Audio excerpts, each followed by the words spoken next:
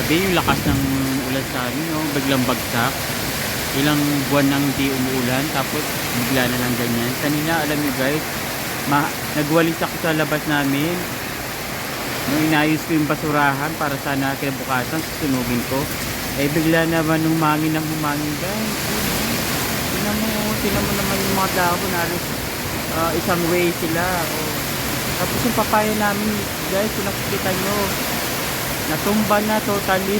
Mamaya higa na yan. Ha? Ito yung pinagpo-pray natin na ano, dahil sobrang init naman ng panahon.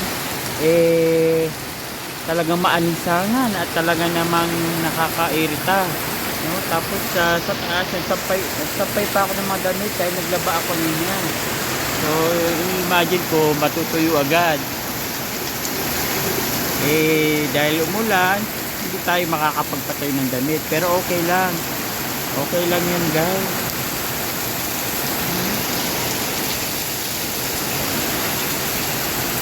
Yan, buti na lang yung mga halaman ko dyan, tinanggal ko, nilagay ko sa gilid. Ayun na sila, oh. You know, yung mga paso-paso dun guys. Yan. Naulan na yung mga halaman. Yan ang gusto nila, di ba?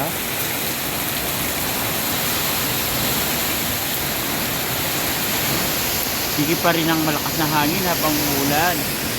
Ayan. Buti na lang safe ako dito sa aking area.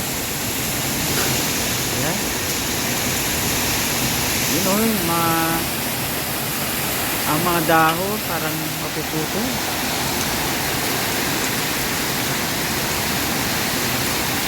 Gago ko mo ito cellphone ko guys at baka tamaan ng kidlat. Diba?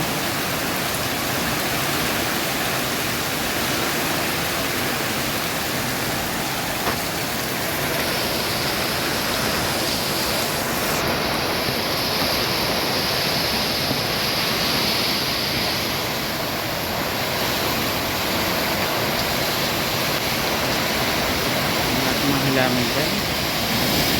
Ayan, yung bulusok pa, mas lumalakas pa guys ang ulan. Grabe. Ito yung matagal namin pinag-pray sa Tarlac na malakas na umulan naman sana para naman mabasa ang lupa. Ay grabe naman ang ulan ngayon. Ayan o.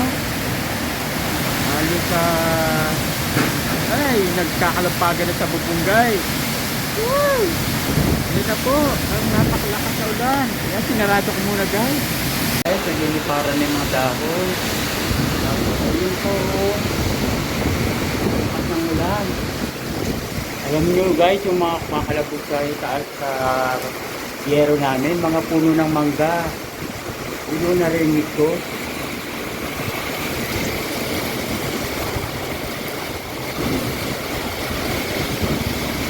Sige ang tumba.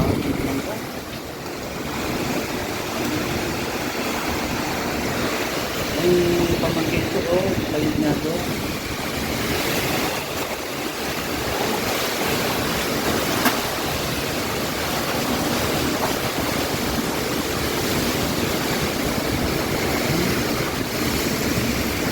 Kaya nag-blur na.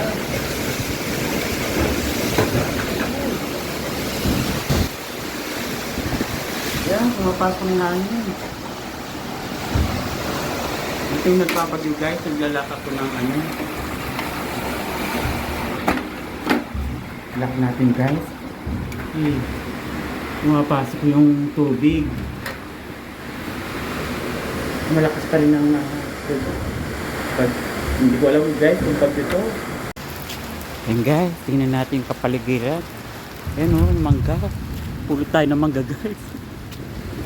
Daw na mangga guys, ayun o. Yan yung mga mangga guys, oh. Sayang naman. Tagal-tagal namin inaabangan eh, pahinugin sana eh. Ito pa oh. Sayang yung mangga. Pulot-tuloy ako ng mangga guys, oh. Yan pa mangga. Kanina kasi kumakalabog sa yero. Sayang yung mangga, salutin ko.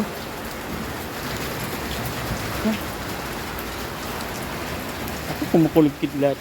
Palabas na nga. Pasok na nga guys. Mahugasan. Hugasan natin. Sayang naman kuwarin pa natin iba. Yun guys, oh. Diba? Dami nila. Hugasan naman natin.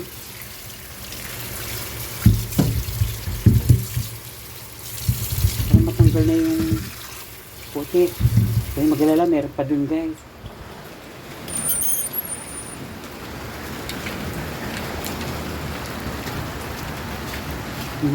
Saan ka kaya?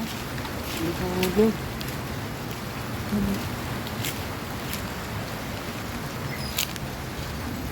Nakikita pa ako mangga dito, oh.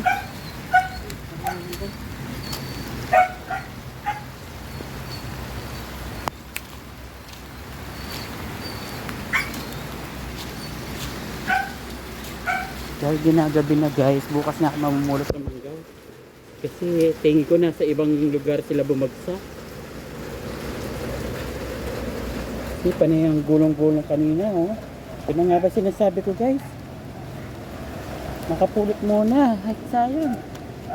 Tagal namin minitay magbunga eh. Yun, masarap guys. Diba? Ay! Tatakot ako sa kidlat guys. Kasi kapag naka-cellphone kayo, pwede tayong matamaan ng kidlat. Yan, tama na guys. Tamang-tama guys. Tamang-tama lang guys. Anong silbi ng bagoong na to sa mga mangga. At ito pa yung mga kasoy guys, oh.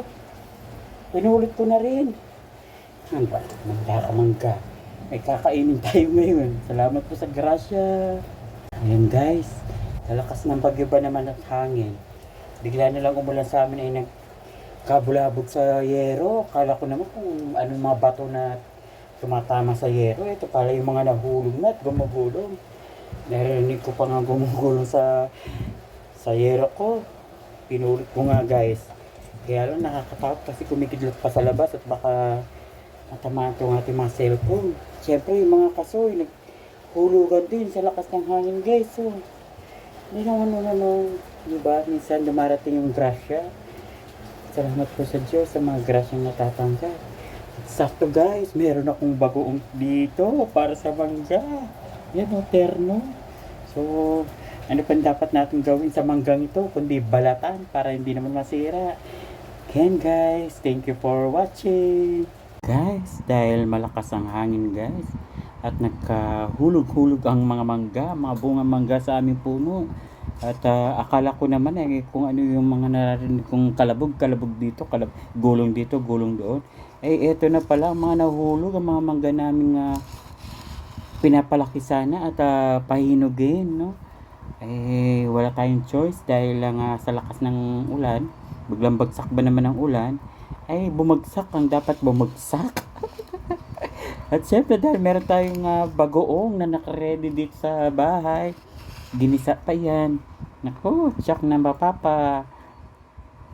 mapapatakam ang bawat nanonood ng aking merienda time ng mangga.